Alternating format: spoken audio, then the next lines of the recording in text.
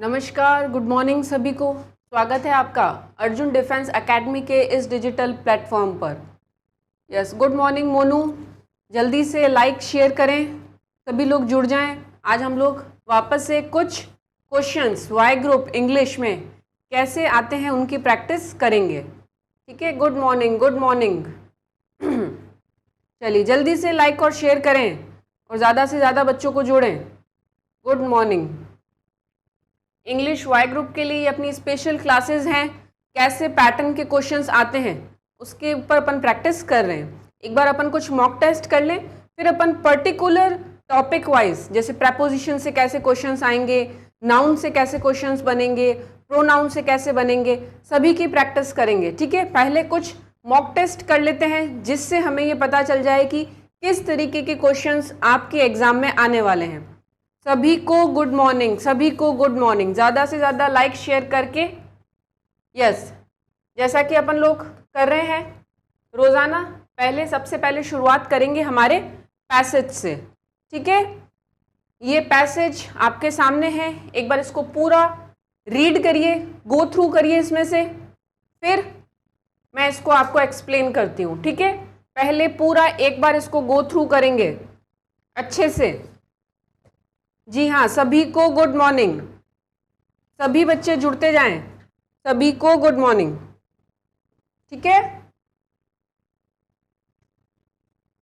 चलिए देखिए आज का पैसेज है टीचिंग।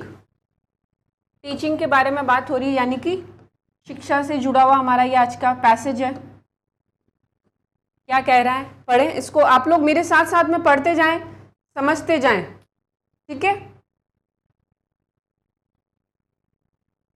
जी हाँ, सभी को गुड मॉर्निंग,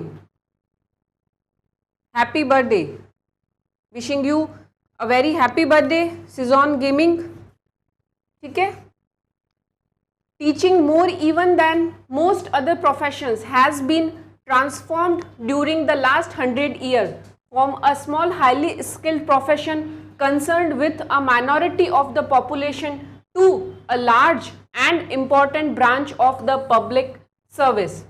देखिए ये जो पैराग्राफ है ये अपन को क्या कह रहा है, ये पैराग्राफ हमें टीचिंग के बारे में बात कर रहा है। कह रहा है कि टीचिंग जो था ना अभी कुछ सालों में, जैसे दूसरे प्रोफेशंस हैं, प्रोफेशन से मतलब है जो दूसरे कामकाज होते हैं, ठीक है ना, जो दूसरे कामकाज हैं उन्हीं की तरह हैज़ बीन ट्रांसफॉर्म्ड, उन्हीं की तरह क्या हो गया है, ट्रांसफॉर्म्ड मतलब चेंज हो गया है लास्ट 100 years में। पहले ये जो प्रोफेशन था ना सिर्फ हाईली स्किल्ड प्रोफेशंस था, कि सिर्फ कुछ ही लोग जो थे, माइनॉरिटी, माइनॉरिटी का मतलब होता है जो कुछ ही संख्या के अंदर जो लोग होते हैं, माइनॉरिटी में जो पॉपुलेशंस होती हैं वो ही इसको करती थी। अब जो है ये प्रोफेशन लार्ज पब्लिक एनवायरनमेंट के अंदर, पब्लिक सर्विसेज के अंदर फैल चुका है। ठीक है, टीचिंग की बात कर रहा है कि पहले ये जो टीचिंग थी ये सिर्फ क्या थी, एक ऐसा प्रोफेशन था जिसमें सिर्फ बहुत कम लोग जो थे वो जुड़े हुए थे। पर अभी अगर अपन कुछ 100 सालों का गैप देखेंगे ना इसमें, तो लार्ज नंबर ऑफ लोग जो हैं इसके अंदर जुड़ चुके हैं। The profession has a great and honourable tradition extending from the dawn of history until recent time. अगर हम इस प्रोफेशन की एक हिस्ट्री उठा के देखें तो ये जो है एक बहुत ही ऑनरेबल, ऑनरेबल का मीनिंग बहुत ही सम्मानजनक जो है यह प्रोफेशन रहा है, अगर अपन इसकी पहले से हिस्ट्री उठा के देखें अभी के समय में भी। But any teacher in the modern world who allow himself to be the inspired by the ideals of his predecessors is likely to be made sharply aware that it is not his function to teach what he thinks, but to instill such beliefs and prejudice as are thoughts useful by his employers.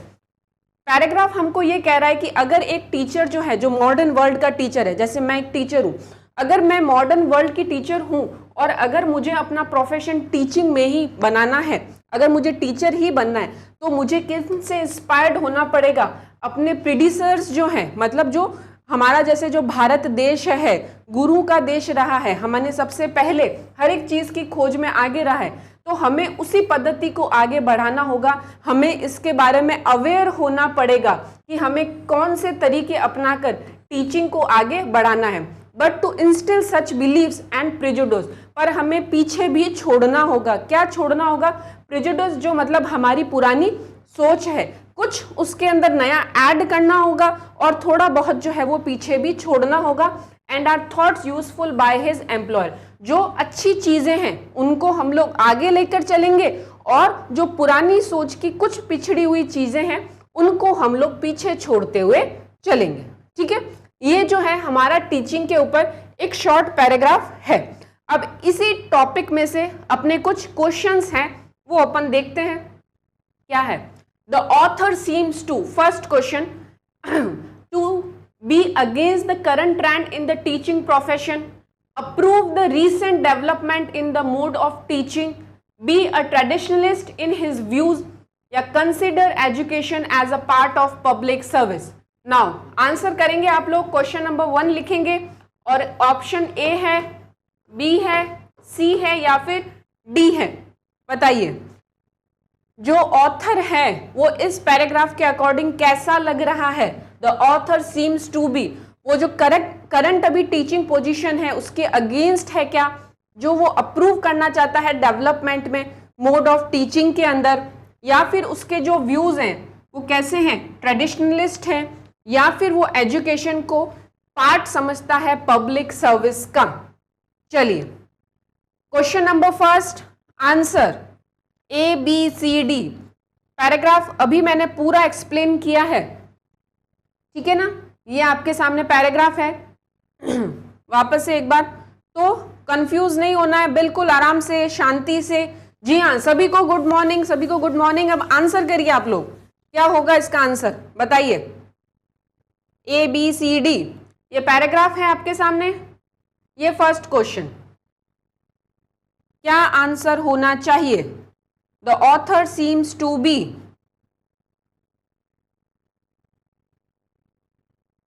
जी बताइए।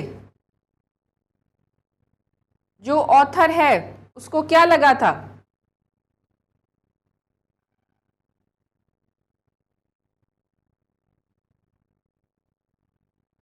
जी हाँ, question number first.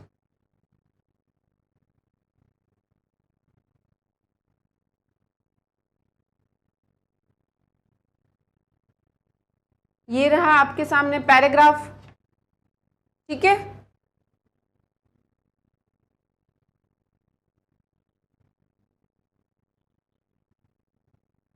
जी हाँ, देखिए, बताइए, आराम से अपना time लीजिए, कोई जल्दबाजी नहीं है,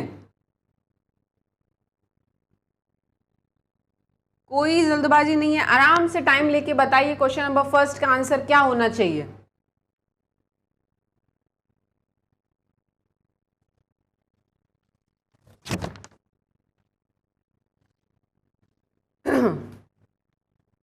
चलो देखो, the author seems to be, देखो अभी अपन ने जो पैसेज पढ़ा उसमें फर्स्ट लाइन में ये कह रहा है ना कि जो ऑथर है वो कैसा लग रहा है कि टीचिंग को जो है वो अदर प्रोफेशंस की तरह, पहले तो वो क्या था 100 सालों तक बिल्कुल एक माइनॉरिटी के लिए जुड़ा हुआ था, बट अब जो है ये किस में आ गया है? पब्लिक सर्विस की ब्रांच के अंदर आ गया है। जी हाँ बिल्कुल, ठीक है अभिषेक। तो इसमें जो है हमारा आंसर हो जाएगा option number D, consider education as a part of public service. A नहीं होगा, हमारा जो आंसर है वो क्या हो जाएगा? Consider education as a part of public service. Education को जो है वो क्या समझते हैं? पब्लिक सर्विस का एक पार्ट समझते हैं, ठीक है? चलिए नेक्स्ट क्वेश्चन आगे देखते हैं अपन पैसेज का। According to this passage, in modern times a successful teacher is primarily suppose to, इस पैसेज के अकॉर्डिंग ही, हमें हमारे अकॉर्डिंग नहीं, इस पैसेज में जो है ऑथर क्या कह रहा है कि मॉडर्न टाइम में एक सक्सेसफुल टीचर जो है वो कौन हो सकता है? जी हाँ पूजा, फर्स्ट का बिल्कुल डी है। अब सेकंड क्वेश्चन पे आ गए हैं हम लोग। तो वो जो है सक्सेसफुल टीचर कौन हो सकता है? जो इम्पार्ट नॉलेज करे, impart new and the latest skill, जो नई नई चीज़ों के बारे में बताए, to the line preferred by those in authority, जो अथॉरिटी ने हमें बताई है, जो हमारी एक लाइन है कि हम लोग कुछ नई चीज़ें जोड़ते चलें और पुरानी चीज़ों को पीछे छोड़ते चलें, उसके अकॉर्डिंग, या फिर instil values and cherish the most. तो क्वेश्चन नंबर 2, अभी अपन ने पूरा पैराग्राफ पढ़ा, अच्छे से, है ना। तो अब बताओ क्वेश्चन नंबर 2 का क्या आंसर होना चाहिए। इस पैसेज के अकॉर्डिंग मॉडर्न टाइम्स में क्या हो, एक सक्सेसफुल टीचर के लिए प्राइमरी सपोज जो है उसके लिए क्या होनी चाहिए। बिल्कुल आराम से, कोई जल्दबाजी नहीं है, बिल्कुल आराम से सोच समझ के आंसर करें।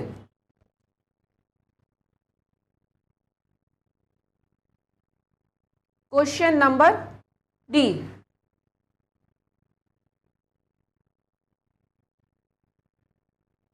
ज्यादा से ज्यादा लाइक शेयर करें, ठीक है, आंसर भी बताते जाएं साथ में। इस पैसेज के अकॉर्डिंग मॉडर्न टाइम में सक्सेसफुल टीचर, ये देखो एक बार, अगर आप लोगों को हेल्प चाहिए तो ये है आपके सामने पैराग्राफ। सेकंड का सी पूजा, सी चलिए चेक करते हैं क्या है, ठीक है। ये देखिए, तो इस पैसेज के अकॉर्डिंग देखिए नॉलेज की तो बात कर रहा है, पर सक्सेसफुल टीचर की अगर अपन बात करेंगे तो impart new and latest skill या फिर इंस्टॉल वैल्यूज की भी बात नहीं करी थी। ऑप्शन नंबर सी, जी हाँ बिल्कुल हमारा सही है। वेरी गुड पूजा, माया, बिल्कुल ठीक है। जी हाँ, ये एक्स ग्रुप के लिए, ये स्पेशली वाई ग्रुप के लिए है classes Ricky Singh, but x group में भी बहुत सारे टॉपिक्स जो हैं वो क्या है, इसमें कॉमन ही है इंग्लिश ग्रामर में, तो आप देखें इसको, समझें क्या है। बट स्पेशली अभी हम थोड़े समय बाद में टॉपिक से रिलेटेड क्लासेस भी करेंगे। अभी हम लोग मॉक टेस्ट कर रहे हैं कि कैसे जो क्वेश्चंस हैं एग्जाम के अंदर आते हैं। तो क्वेश्चन नंबर 2 का answer, to the lines preferred by those in authority, बिल्कुल सही जवाब दिया। चलिए next question, in ancient times the teaching profession was, ancient time में इस पैराग्राफ के अकॉर्डिंग कैसा था teaching profession, limited to a highly skilled minority, reserved for the upper class, reserved for a privileged few या फिर open to all. Question number 3 का answer दें।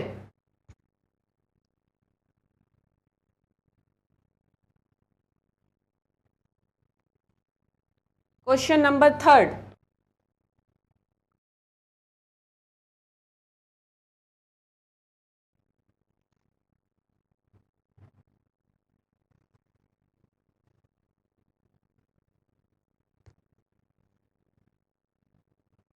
Paragraph के अकॉर्डिंग टीचिंग प्रोफेशन जो है एंशिएंट टाइम में कैसा था, ठीक है, limited to a highly skilled minority, reserved for the upper class, reserved for a privileged few या फिर ओपन टू ऑल।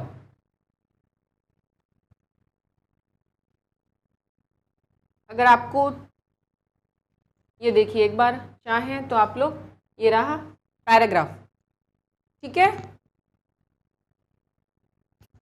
चलिए जल्दी,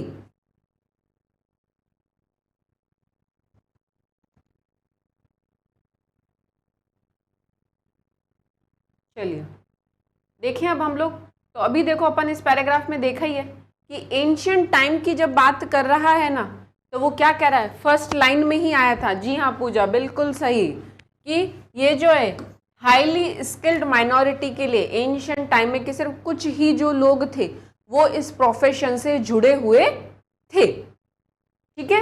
जी हाँ बिल्कुल सही, बिल्कुल सही, option number A.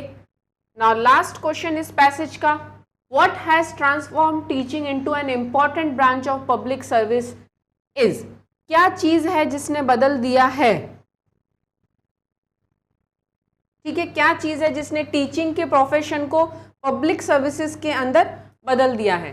Teaching skill, technical development, utilitarian philosophy या फिर the demand of the employing industry.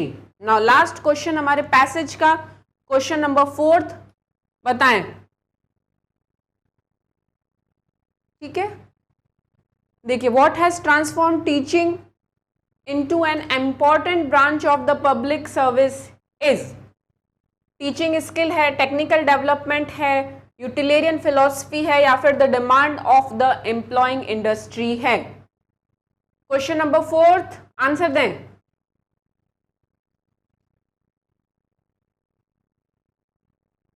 जल्दी, फिर अपन लोग बाकी के क्वेश्चंस हैं उनके ऊपर प्रैक्टिस करते हैं, ठीक है।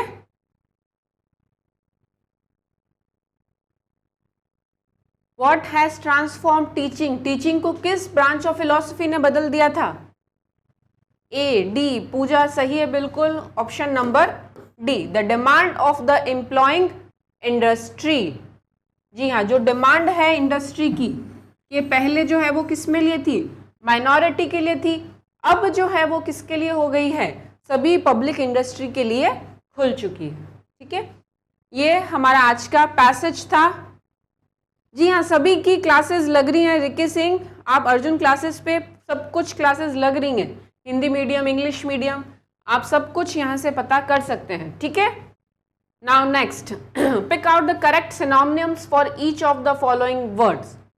वर्ड दिया हुआ है आपको इल्यूजन, इल्यूजन का सिनोनियम, सिनोनियम मतलब same word, conception, reality, truth या फिर डिल्यूजन। चलिए बताएं इसका आंसर। क्वेश्चन नंबर 5, इल्यूजन का सिनोनियम क्या होगा? बताएं, what is the synonym of illusion? B, A, B. Illusion का मीनिंग क्या होता है? देखो, इल्यूजन मीन्स कोई भ्रम है हमें। इल्यूजन का मीनिंग मैं यहां पर लिखती हूं, देखो, भ्रम, मोह जो होता है ना, उसको अपन बोलते हैं इल्यूजन। अब सोचो,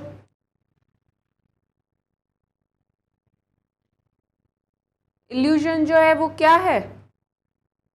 डी, पूजा डी, ओके। इल्यूजन देखो, भ्रम, मोह, इसको अपन धोखा, ये इसका मीनिंग होता है इल्यूजन का। इल्यूजन एक नाउन है, ठीक है ना। इसका जो सिनोनियम है वो क्या है? डिल्यूजन है। एंटोनियम अगर अपन इसका देखेंगे ना, इल्यूजन का एंटोनियम होगा रियलिटी, तो ये तो इसका एंटोनियम हो गया। हमको तो सिनोनियम पूछा था, आप लोगों ने रियलिटी कैसे कर लिया? बी कैसे कर लिया?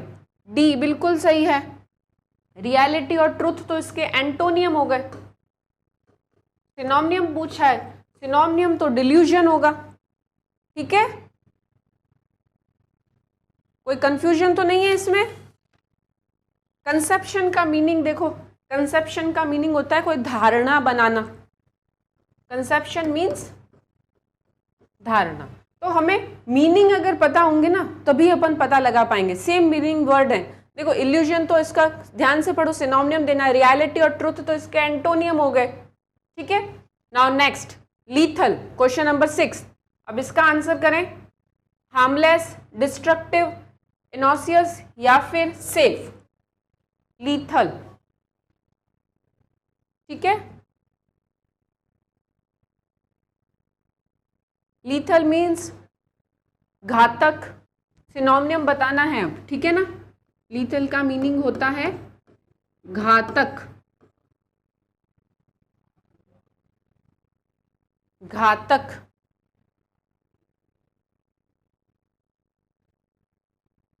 और अपन जैसे इसमें मृत्यु कारक भी वर्ड जो है वो यूज में ले सकते हैं। क्वेश्चन नंबर 6, ऑप्शन लिखें, ए, बी, सी या फिर डी, क्या होगा? चलिए,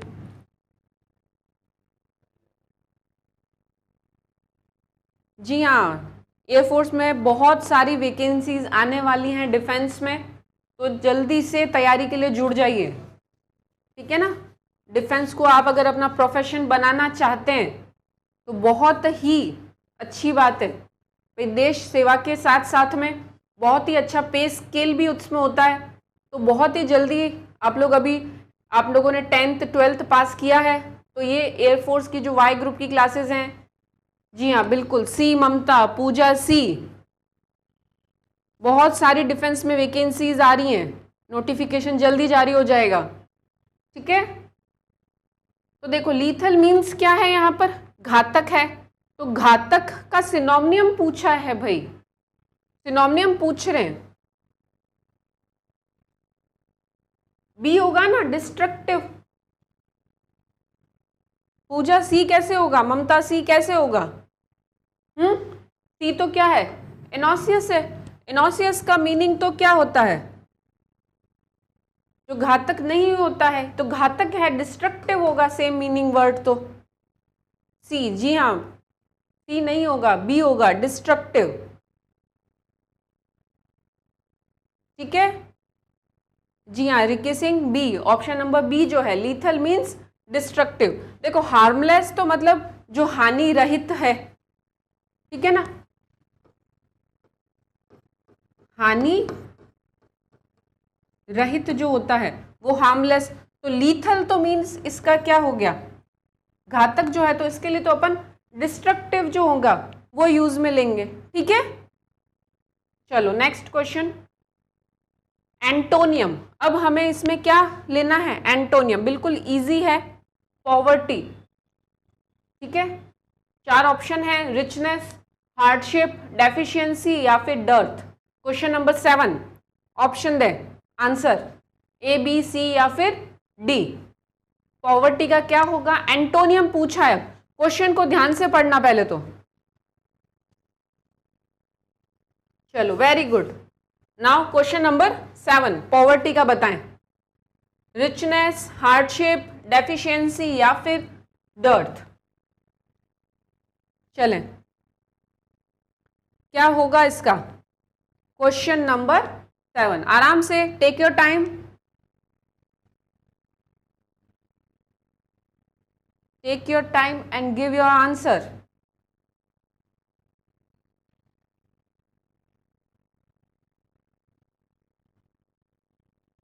चलिए क्वेश्चन नंबर 7, पॉवर्टी का एंटोनियम, यानी कि एंटोनियम मतलब अपोजिट वर्ड पूछा है।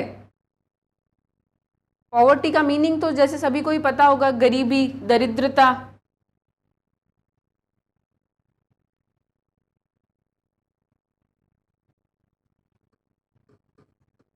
गरीबी, दरिद्रता, ठीक है ना।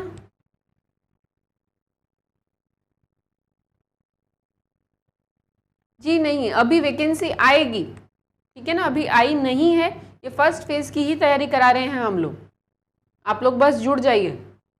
गरीबी, दरिद्रता, तो इसका जो अपोजिट होगा पॉवर्टी का वो क्या होगा,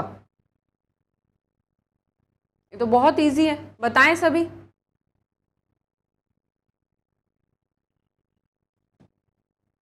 पॉवर्टी का अपोजिट क्या होगा, बिल्कुल इजी है ये तो, इसमें कहाँ कंफ्यूजन हो रहा है।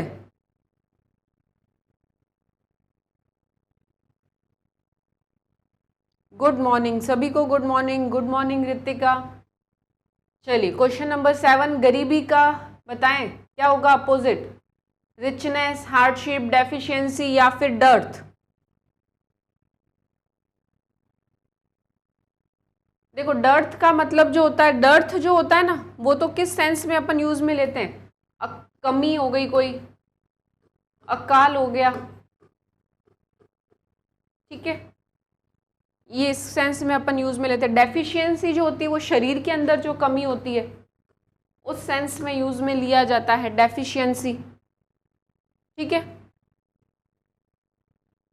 और हार्डशिप जो है वो तो अपन यूज में लेते हैं कष्ट के लिए। तो ये तो सभी इसके क्या हो गए, सिनोनिम्स हो गए। हमको क्या पूछा है, एंटोनियम पूछा है, तो ऑप्शन नंबर ए रिचनेस जो है इसका सही आंसर है, ठीक है। नाउ नेक्स्ट क्वेश्चन, मॉडेस्ट का एंटोनियम बताएं, हम्बल, क्वाइट, टिमिड या फिर कॉन्सिटेड। चलिए एंटोनियम बताएं मॉडेस्ट का, मॉडेस्ट का मीनिंग होता है सरल, वो बिल्कुल मॉडेस्ट है, सरल है, ठीक है ना, अहंकार रहित। क्वेश्चन नंबर 8, एंटोनियम बताना है, एंटोनियम 8th का, पहले 8th लिखें और फिर बताएं कि कितने हैं उसमें। ए बी सी डी, कौन सा आंसर है? ए। भाई मॉडेस्ट का तो मीनिंग ही मैं सरल कह रही हूं, एंटोनियम बताना है। हम्बल, हम्बल कैसे होगा? कृष्ण गुर्जर डी, विक्की सिंह ए, डी। जी हाँ, मॉडेस्ट का जो एंटोनियम है वो तो क्या होगा? कॉन्साइटेड होगा। अपोजिट बताना है ना हमको, कॉन्साइडेड। इमॉडेस्ट भी जो वर्ड है वो भी अपन यूज में ले सकते हैं, आई एम लगा देते हैं तो, ठीक है ना। मॉडेस्ट मीन्स सरल, और जो सरल नहीं है, जिसमें अहंकार है, उसको अपन बोलते हैं कॉन्साइटेड। जी हाँ, डी। यस, 8th का डी है। निशा, पूजा, रितिका बिल्कुल सही आंसर दिया। कृष्णन, ठीक है। ममता, डी। जी हाँ, बिल्कुल सही है आंसर 8th का। Now next question, fill in the blanks with the suitable words from the given alternative. Fill in the blanks है ये कुछ हमारे सामने। Your statement does not correspond dash his. Option दे रखे हैं विथ, टू, ऑफ या फिर by. Question number 9।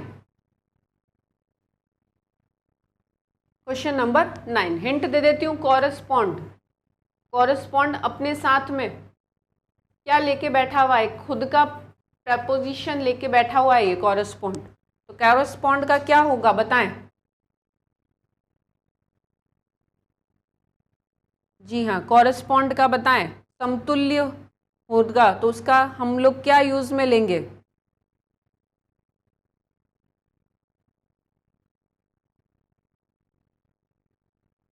A, A, A. Very good, very good.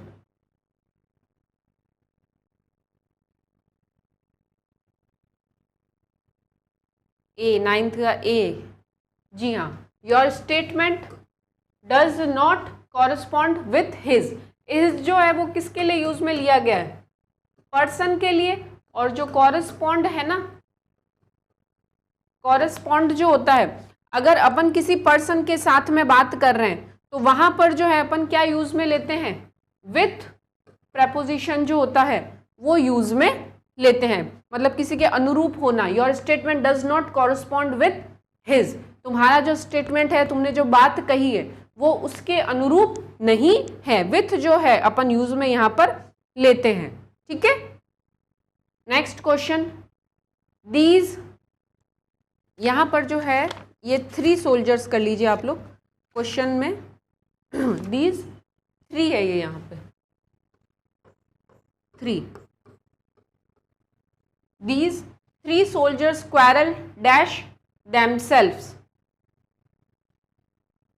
Between, among, with in या फिर एमिडिस्ट।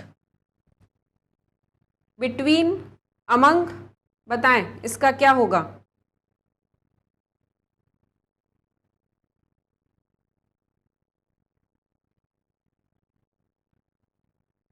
अभिषेक 8th का कैसे होगा? देखो इधर एंटोनियम पूछा है ना बेटा, मॉडेस्ट का। मॉडेस्ट का एंटोनियम तो यही होगा। हम्बल कैसे होगा? सिनोनियम थोड़ी ना पूछा है। देखें आप, चेक करें।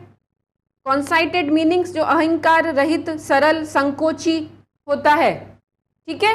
कंफ्यूज नहीं होना है। एंटोनियम पूछ रही हूं मैं, तो एंटोनियम इसका इमॉडेस्ट भी होता है। कॉन्साइटेड वर्ड जो होता है वो भी अपन यूज में लेते हैं। आप शायद कंफ्यूज हो गए, आपको लगा सिनोनियम है, वो सिनोनियम नहीं है, एंटोनियम पूछा है, ठीक है। ओके, चले आगे। Now question number 10, these 3 soldiers quarrelled dash themselves।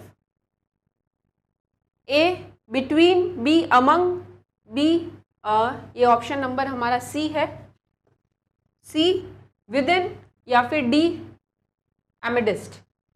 चलिए 10th का आंसर दें। दीज 3 सोल्जर्स,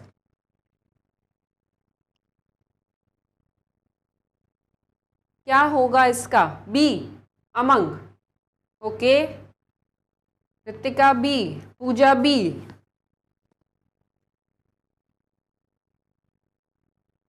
सी, कृष्णन।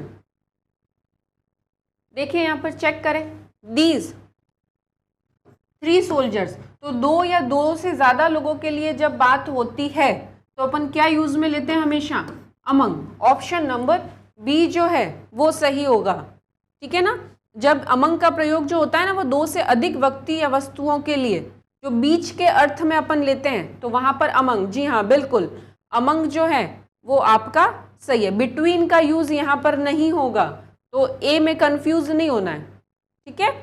देखो 3 सोल्जर्स है मतलब 2 से क्या है, ज्यादा हैं, तो जो 2 से ज्यादा होंगे तो उनके लिए अपन किसको यूज में लेते हैं, अमंग को यूज में लेते हैं। आया समझ में? चलो आगे next question, question number 11। Gudiya had no other hobby dash that of collecting flowers. Option दे रखे हैं बट, देन, येट या फिर लीस्ट, लेस्ट, सॉरी इसका प्रोनाउंसिएशन होता है lest. Question number 11, Gudiya had no other hobby dash that of collecting flower.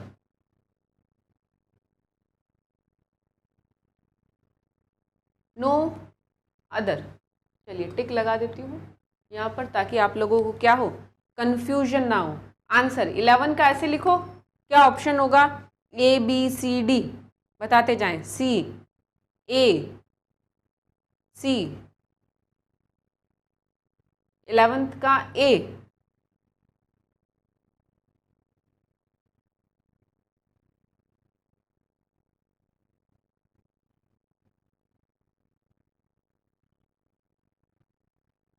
देखें क्या है, देखो यहाँ पर मैंने टिक भी लगाया है 11th का ए, बट सी, ए,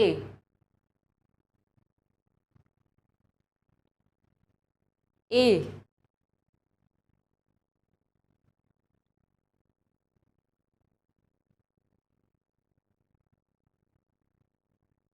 देखो यहाँ पर क्या दे रखा है क्वेश्चन में, अदर। अदर के साथ में है ना हमेशा क्या लगता है, देन लगता है।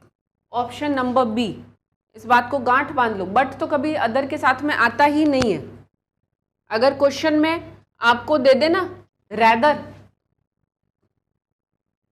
या फिर अदर, तो रैदर और अदर के साथ में हमेशा कौन लगेगा, देन लगेगा। यस भैरू सिंह, 11th का सी कैसे होगा, थर्ड, बी देन होगा। कंफ्यूज नहीं होना है। देखो Gudiya had no other hobby than that of collecting flower, but जो होगा वो नहीं होता है, बट, येट, लीस्ट, इनका जो यूज है अपन नहीं लेते हैं इसमें, ठीक है ना। देन होता है, रैदर और अदर के साथ में हमेशा किसका यूज होता है, देन का यूज होता है। जैसे देखो मैं इधर एक सेंटेंस लिखती हूँ, ठीक है, इधर एक अभी सेंटेंस जो है वो मैं लिखती हूँ आप लोगों के लिए।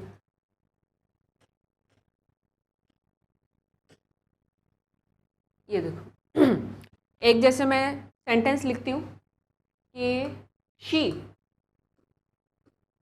वुड हैव, एक एग्जाम्पल दे रही हूँ, ठीक है। She would have the watch rather, she would have the watch rather but the pen, ठीक है। एक ये सेंटेंस लिखा है मैंने, अभी सिर्फ समझना, सिर्फ समझो, इधर ब्लैक बोर्ड पे देखो, she would have the watch rather but the pen। और एक और सेंटेंस लिखती हूँ, she would have the watch rather than the pen, ठीक है। She would have the watch rather than the pen.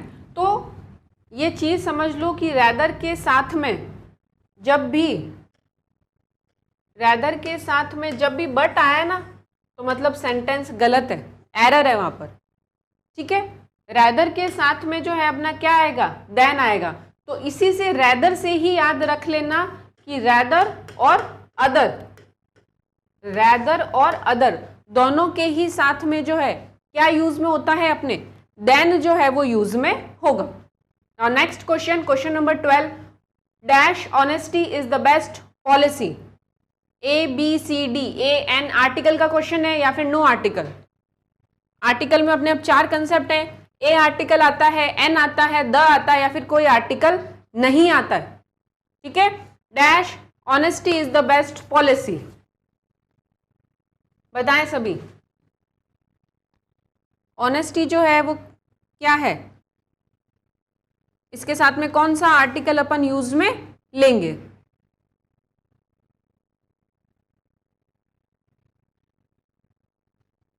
D, no article, 12th का D, no article, D D, very good very good. जी हाँ, इसमें जो है हमारे कोई भी आर्टिकल, ऑनेस्टी जो है वो क्या है, अपने एब्स्ट्रैक्ट नाउन है, और एब्स्ट्रैक्ट नाउन के आगे जो है अपन कोई भी आर्टिकल का यूज नहीं लेते हैं। ठीक है ना, जी हाँ, वेरी गुड, सभी का आंसर राइट है। 12th का D D D D. Honesty जो है वो क्या है, एक एब्स्ट्रैक्ट नाउन है, तो इसके साथ में अपन भी इसको गिन थोड़ी ना सकते हैं कि मेरी इतनी ईमानदारी थी, उसकी इतनी ईमानदारी है। तो जिस चीज को गिना नहीं जा सकता है उसके आगे अपन आर्टिकल जो है, ये तो एक भाव है, तो ऑनेस्टी के आगे कोई भी आर्टिकल नहीं लगेगा। Question number 13, no sooner dash he arrives then he begins to work. Option दे रखे हैं डू, डज, डिड या फिर डन। चले बताएं। Question number 13, question number 13, no sooner, no sooner के बाद में यहां पर डू आएगा, डज आएगा, डिड आएगा या फिर डन आएगा। No sooner dash he arrives then he begins to work.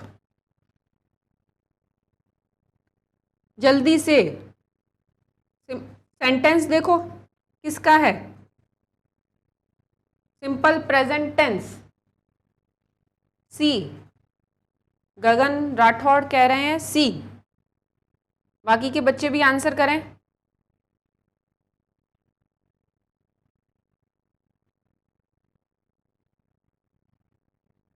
क्या आंसर होगा इसका? अभिषेक बी,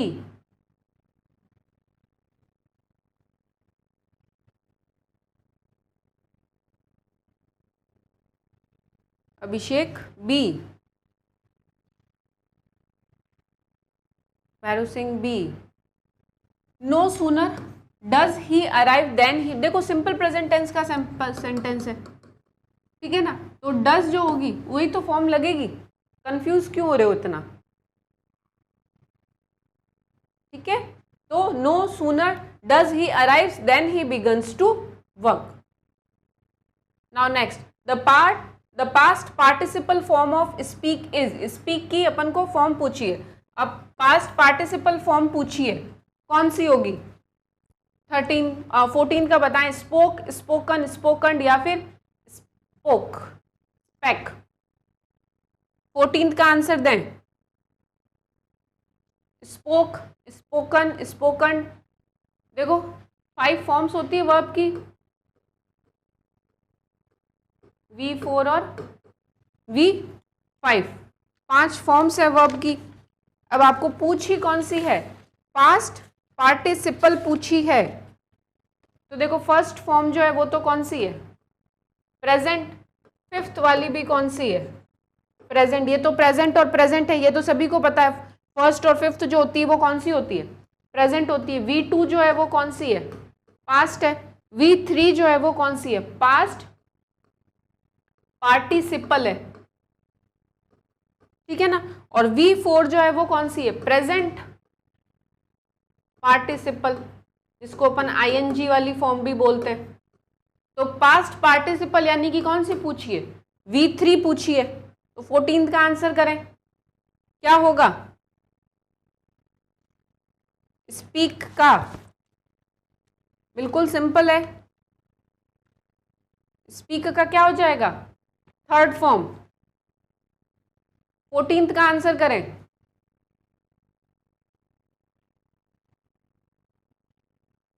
फोर्टीन्थ का जो है क्या होगा भाई? स्पीक का क्या हो जाएगा? स्पोकन हो जाएगा ना। बी ऑप्शन जो है इसमें हमारे क्या हो जाएगा, राइट हो जाएगा। ठीक है, next, mister Raza obtained both a prize dash a scholarship but and और या फिर एल्स। क्वेश्चन नंबर 15, ये तो बिल्कुल इजी है। अभी जैसे अपन ने देखा था कि जो बोथ है, बोथ के साथ में किसका यूज होता है, बोथ जो है उसके साथ में किसका यूज होगा, बोथ के साथ में हमेशा जो है वो क्या यूज होता है, एंड, बोथ के साथ में एंड का यूज होता है। तो mister Raza obtained both a prize and a scholarship. ठीक है, तो इसमें जो है हमारा आंसर क्या हो जाएगा, ऑप्शन नंबर बी। ज्यादा से ज्यादा लाइक शेयर करते जाओ, जुड़ते जाओ। कमेंट्स आना बंद कैसे हो गए, क्या हो गया? ठीक है, बोथ जो है, बोथ के साथ में अपन किसको यूज में लेंगे, एंड को यूज में लेंगे। चलो next question, question number 16, do as directed, error find out करना है हमें। अब देखो ध्यान से, my father in law will give me a TV और a washing machine nor a refrigerator, no error. बताओ 16th के ए में एरर है, बी में एरर है, सी में है, डी में है, या फिर कोई भी एरर नहीं है। अगर आपको लगता है कि सेंटेंस पूरी तरीके से सही है तो ई लिख देना वहां पर। ठीक है, चेक करते चलो, फटाफट आंसर दें इसका। क्या आंसर होना चाहिए?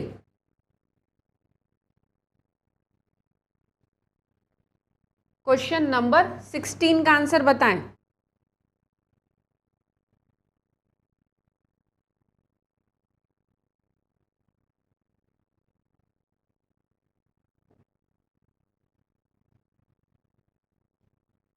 क्वेश्चन नंबर 16 आंसर क्या हो गया भाई?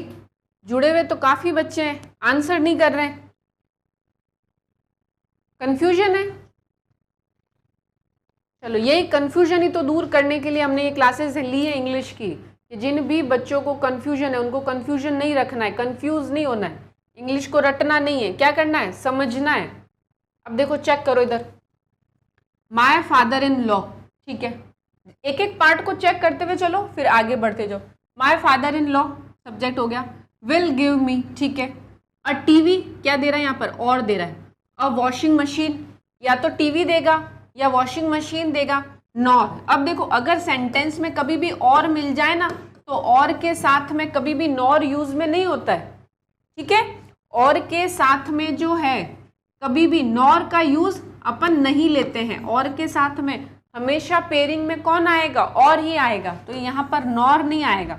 तो सी में जो है अपना एरर निकल गया। सही सेंटेंस क्या होगा, my father in law will give me a TV और अ वॉशिंग मशीन और अ रेफ्रिजरेटर। ऑप्शन है कि या तो वो टीवी दे देंगे या वॉशिंग मशीन दे देंगे या फिर क्या दे देंगे, रेफ्रिजरेटर। इनमें से कोई भी एक चीज जो है वो मुझे दे देंगे। ठीक है, चलिए क्वेश्चन नंबर 16 में जो है आपका आंसर क्या हो जाएगा, क्वेश्चन नंबर 16 में आपका आंसर हो जाएगा और आएगा नॉर की जगह पर, सी ऑप्शन जो है आपका सही होगा। 17, चूज इनटू पैसिव, पैसिव वाला सेंटेंस चूज करना है हमें। A novel, he was reading a novel, question दे रखा है, a novel was read by him, a novel was read by him, a novel was being read by him, a novel is being read by him। Answer करें, देखो sentence किसमें है check करो, was reading यानी कि sentence जो है वो किस टेंस में है, टेंस समझते हुए चलो साथ साथ में, एकदम कंफ्यूजन जो होगा ना वो दूर हो जाएगा। पास्ट कंटिन्यूअस का सेंटेंस है, सिंपल, एक्टिव में दे रखा है पास्ट कंटिन्यूअस का, स्ट्रक्चर बना लो भाई। क्या आता है एक्टिव में, सबसे पहले सब्जेक्ट आता है, फिर आती है उसकी हेल्पिंग वर्ब वॉज या फिर वर्ब, ठीक है। और पास्ट कंटिन्यूअस में एक्टिव में अपन लगाते हैं वर्ब की फोर्थ फॉर्म, चेक करो आईएनजी वाली फॉर्म आ रही है, बिल्कुल सही है। और फिर आता है ऑब्जेक्ट। चलो ये तो स्ट्रक्चर बना लिया मैंने एक्टिव का। बना लिया। अब इसका जब मैं पैसिव बनाती हूँ तो मैं क्या करती हूँ, ऑब्जेक्ट को आगे लेकर आ जाती हूँ, सिंपल, ऑब्जेक्ट को आगे लेकर आ गई। फिर हेल्पिंग वर्ब आ जाएगी हमारे वॉज और वर, वो सेम ही रहती है। फिर जो है अपन इसमें क्या जोड़ते हैं, बीइंग। पास्ट कंटिन्यूअस में जो है क्या जोड़ा जाता है, बीइंग जोड़ा जाता है। वर्ब की थर्ड फॉर्म हो जाती है और फिर अपन बाय लगाकर सब्जेक्ट को जोड़ देते, ये हो गया। तो जो बच्चे नोट डाउन कर रहे हैं, जो लिख रहे हैं, काम की बातें साथ साथ में लिखते हुए चलो, ठीक है। स्क्रीनशॉट ले लो तो स्क्रीनशॉट ले लो, पढ़ते चलो साथ साथ में चीज़ों। अब चेक कर लो, देखो ऑब्जेक्ट देखो इसमें कौन है, ही वॉज रीडिंग अ नॉवल, तो अ नॉवल जो है वो क्या है, मेरा ऑब्जेक्ट है। अ नॉवल तो सभी में आगे है। फिर देखो वॉज वर, वॉज वॉज आ रहा है इन तीनों में, यानी कि ऑप्शन नंबर डी को मैं गलत कर दूंगी। इलिमिनेशन मेथड अपनाओ, जो भी गलत है उसको हटाते जाओ, कंफ्यूज नहीं होना। बीइंग, वॉज वर के बाद में क्या आना चाहिए, बीइंग, बीइंग मेरा इसमें आ रहा है, खत्म बात। इसमें नहीं आ रहा है, इसमें भी नहीं आ रहा है, ये दोनों ही क्या हो गए, गलत। बाकी चेक करो, वर्ब की third form red by him, तो ऑप्शन नंबर सी जो है इसमें मेरा क्या हो जाएगा, बिल्कुल सही हो जाएगा, ठीक है। Question number 17। Now question number 18। Indirect speech में चेंज करना है इसको। He said to me do you like tea और कॉफी, इंटेरोगेटिव पैट, बहुत ही इंपॉर्टेंट क्वेश्चन है, बहुत ही इंपॉर्टेंट क्वेश्चन है, ध्यान से समझो। He said to me do you like tea और कॉफी, चलो, he asked me, he asked me, ठीक है। देखो, he asked me whether I like tea or coffee, he asked me if I like tea or coffee, he told me whether I like tea or coffee, he told me whether I like tea or coffee, या फिर he asked me that I like tea or coffee। चलो, IDS में change करना है इसको, किस में change करना है, IDS में। तो जब भी IDS, पहले DS का स्ट्रक्चर देखो भाई, DS का दे रखा है तो इंटेरोगेटिव पैटर्न का क्वेश्चन है ना, तब अपने होगा तो क्या यहाँ पर आस्क्ड होगा। तो ये थर्ड वाला तो गलत हो गया, क्योंकि इसमें क्या दे दिया अपन को, टोल्ड दे दिया है, ठीक है। ये तो क्या हो गया, गलत हो गया। अब बाकी का चलो, कनेक्टिव जो होता है क्या होते हैं, दो होते हैं, इफ होता है या फिर वेदर होता है। अब देखो नई चीज एक सिखाती हूँ, समझो इसको।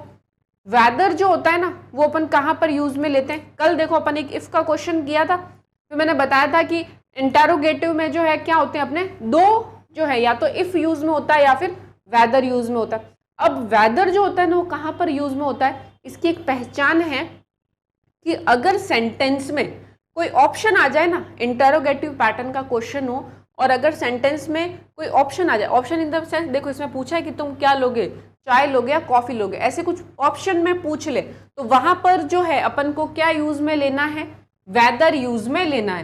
तो देखो वेदर यहाँ पर दो जगह पर यूज में लिया हुआ है, तो ये बी भी अपना गलत हो गया, ठीक है। पर इसके साथ में टोल्ड है और यहाँ पर तो यूज में ही नहीं लिया, तो ऑप्शन नंबर ए जो है क्या हो गया हमारा, सही हो गया। He asked me whether I liked T और कॉफी। आया समझ में, he asked me whether I liked T और कॉफी। कैसे हुआ ये समझ में आया, सिंपल सी चीज भाई। सेड टू का जो है क्या हो गया, इधर ये जो सेड टू है इसका क्या हो गया, आस्क्ड हो गया मी। कनेक्टिव मैंने यहाँ पर क्या जोड़ा है, वेदर जोड़ा है। क्यों जोड़ा है, क्योंकि इंटेरोगेटिव पैटर्न के क्वेश्चन में अगर आपको क्या पूछ ले, ऑप्शन दे दे कोई कि भाई तुम टीचर बनोगे या फिर तुम जो है पुलिस में जाओगे, कोई भी ऑप्शन दे दे तुमको, तो तुम लोगों को क्या करना है, यहाँ पर कनेक्टिव जो है वो वेदर लगाना है। बाकी जैसे भी इंटेरोगेटिव पैटर्न के क्वेश्चन होते हैं तो उसमें अपन क्या लगाते हैं, कनेक्टिव लगाएंगे इफ। सिंपल, खत्म हुई बात, कोई कंफ्यूजन नहीं। यू आ रहा है, यू किसके अकॉर्डिंग चेंज होता है, सेकंड सब्जेक्ट। देखो अपने तीन चीजें होती है ना, सब्जेक्ट होता है, ऑब्जेक्ट होता है, या फिर 1, 2 और 3। इस टेबल को याद कर लो। सब्जेक्ट जो होगा ना वो किसके अकॉर्डिंग चेंज होता है, 1। जो हमारा 2 नंबर ऑब्जेक्ट है वो किसके अकॉर्डिंग चेंज होगा, ये देखो यहाँ पर ऑब्जेक्ट के अकॉर्डिंग, और जो थर्ड पर्सन है वो चेंज ही नहीं होता है। तो ये यू सेकंड पर्सन किसके अकॉर्डिंग, ऑब्जेक्ट के अकॉर्डिंग चेंज होगा, इसको समझ लो। तो लाइक्ड टी और कॉफी। ओके, चलो नेक्स्ट 19 और 20 दोनों ही क्वेश्चन जो है क्या सही वर्ड सेंटेंस है। A person who is solely motivated by money और a personal gain. Question number 19 कह रहा है कि वो पर्सन जो मोटिवेटेड है पैसे के लिए, पर्सनल गेन के लिए, उसको जो है अपन क्या कहते हैं उसको हम लोग क्या कहते हैं, ऑप्शन नंबर ए मर्सनरी, यानी कि जो सिर्फ किसके बारे में सोचता है, पैसे के बारे में सोचता है, जो मनी कॉन्शियस है, उसके लिए अपन जो वर्ड यूज में लेते हैं वो कौन सा होता है, जो सोली मोटिवेटेड है मनी के लिए और पर्सनल गेन के लिए, तो उसको हम लोग कहते हैं मर्सनरी। और आज की क्लास का हमारा last question, something that is beyond the power of nature. कुछ ऐसी चीजें जो हमारे हाथ में नहीं है, कहाँ पर है वो, नेचर के हाथ में है, तो उसको अपन लोग मैजिकल, देखो फिर से मैं कौन सा मेथड अपनाऊंगी, अगर मैं स्टूडेंट हूंगी, अगर मेरे सामने ऑप्शन है तो मैं 100% सिर्फ किस पे वर्क करूंगी, एलिमिनेशन मेथड पर। 3 गलत हटा दो तो अपने आप ऑटोमेटिकली एक सही रह जाएगा, अननेचुरल नहीं, प्री नेचुरल नहीं, ऑप्शन नंबर डी जो है इसमें हमारा सही हो जाएगा, सुपर नेचुरल।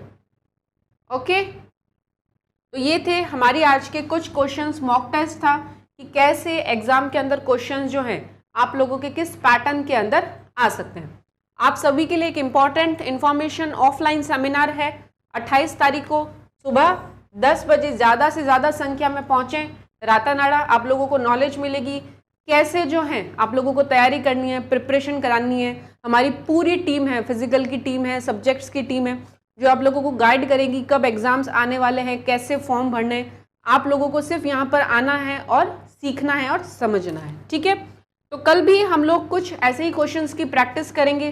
ज़्यादा से ज़्यादा लाइक शेयर करके बच्चों को जोड़ो। जो बच्चे भी वाई ग्रुप की तैयारी कर रहे हैं उनको बताइए कि अर्जुन डिफेंस एकेडमी इतना अच्छा प्लेटफॉर्म आप लोगों को दे रहा है, ठीक है। तो मिलेंगे कल कुछ नए क्वेश्चंस के साथ में, तब तक के लिए जय हिंद, जय भारत।